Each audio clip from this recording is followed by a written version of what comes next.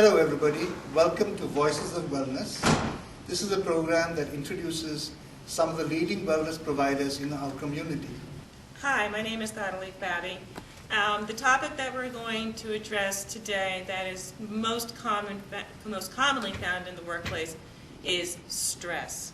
Stress is a huge topic and it impacts every single person in every single area of their life. I think Wendy would be a great person to see what she feels under her hands about how stress does to the body. I have my hands on a lot of very stressed people, and what I have picked up over the years is that the body holds a lot of tension, and it shows up in a lot of discomfort, pain, heat. It sends pain up into the head, it sends pain into all areas of the body, and that person cannot possibly function as efficiently. Massage is one of the ways that people can handle and reduce the stress, especially with regular massage. It encourages the body to learn how to release the stress when it comes on, and when they go more frequently, the body can then dispel or get rid of that stress more effectively.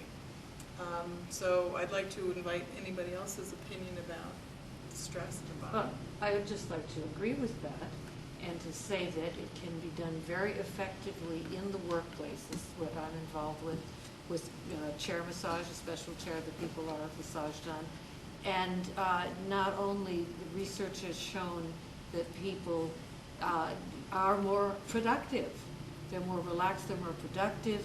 There is less absenteeism because 50% of the missed days are due to stress, and that amounts to 1 million people out every day.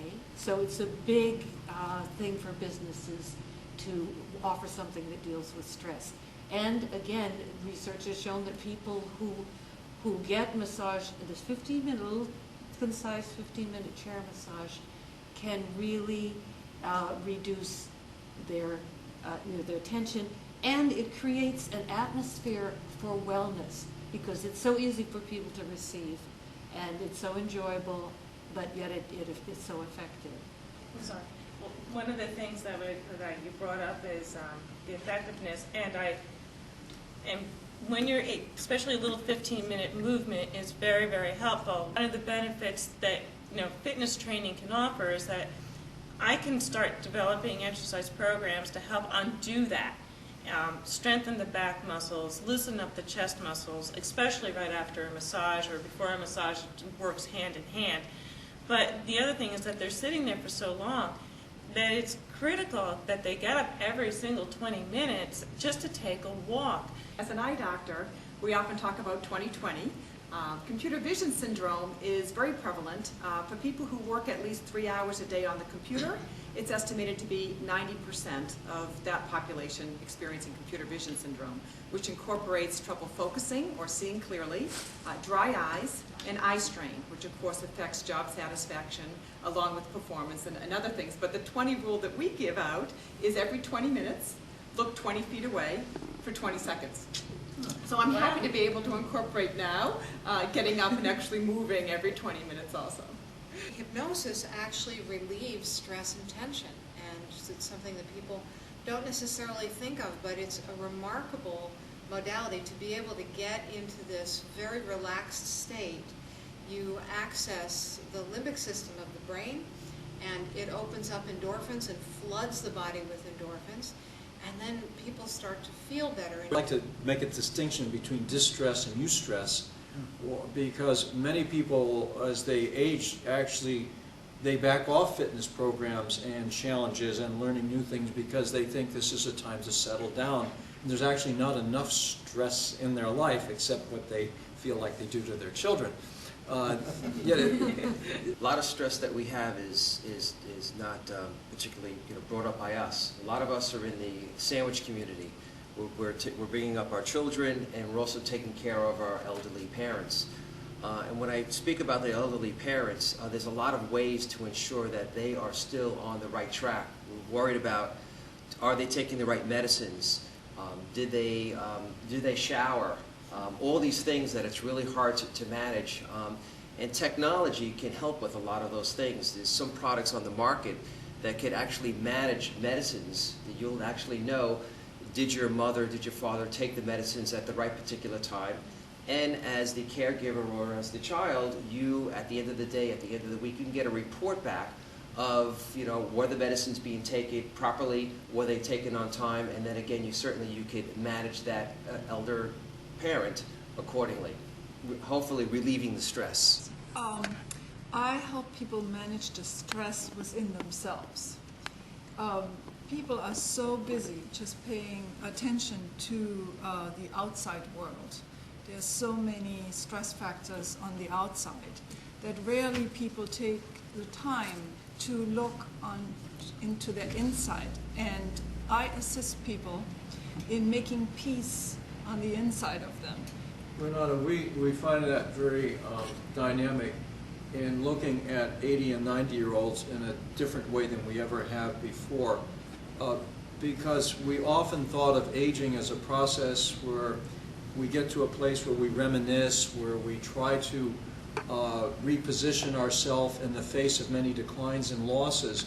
And what we're seeing grow out of our community experience together with many of these people who are in their 70s, 80s, and 90s is that the new models are the whole sense of restoration, actively involving themselves in restoring those broken parts of their inner selves and not seeing as something, well, I'm always going to be who I was and my die is set. But this is a time actually for some reflection and to break and heal. I was going to add a little bit to what Dr. James was saying.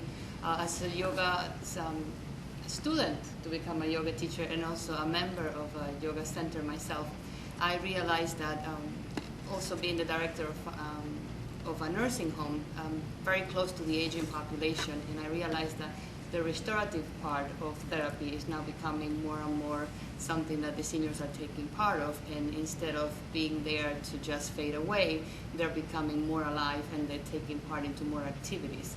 And I believe that yoga also takes a big part of that because it allows them also to look within and take the time for themselves, and they get in touch with some of the functions that they have lost throughout the years because they no longer use it.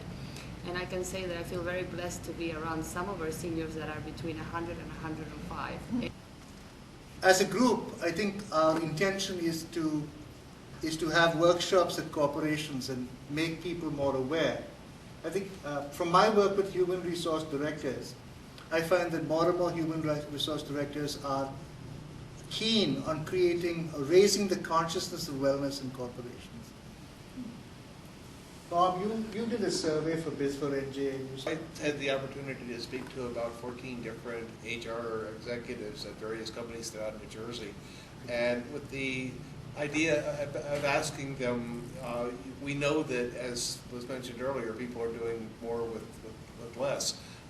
And what are you doing to improve the health and the wellness of your employees? And the responses were amazing. Corporations are spending a lot of time, money, and effort. Ultimately, the goal, I think, is to make people self-responsible for their health, to become aware of their own health and the stresses in their life and take responsibility for their own health and fix it before it goes broke. And ultimately, that is our goal as preventative healthcare practitioners, is to help people become self-responsible. As we say, I'm working with geriatric populations. Every body is very, very different. Dr. Wells earlier was telling me about the tagline of his company, Arbor Glen, and that is perfecting the art of living. And I think each of us here, in our own way, each of you wellness providers, in your own way, is people in the community perfect the art of living.